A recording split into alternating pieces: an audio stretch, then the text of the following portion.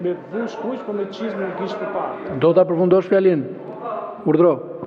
Kështu që thirrja ime të paktën në këtë moment është institucionet e pavarura t'i kthehen zbatimit kushtetutës dhe të rregullorës siç ka funksionuar sot e 30 vite. Faleminderit. Zonja Sara Mila ka kërkuar fjalën. Zonja Mila.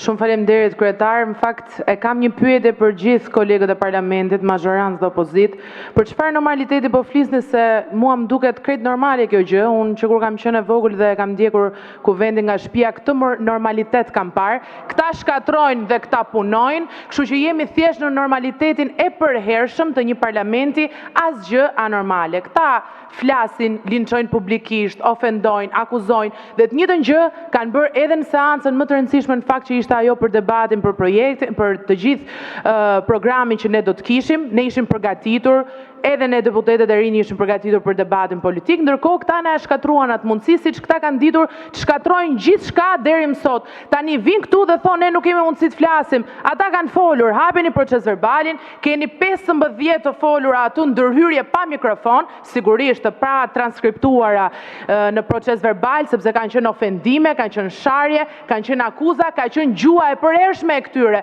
Do e kisha një propozim, fakt, shnojeni dhe ato në proces verbal, e let ngelet ai proces verbal në turpin e kuvendit, si këta arritën që të denigronin një grup njerëzish këtu, pa njohur, pa i ditur, pa bërë më parë asnjë debat me ta, dhe ndoshta kështu do ta shihnin dhe shqiptarët se çfarë ndodhi në fakt në realitet në atë seancë. Faleminderit.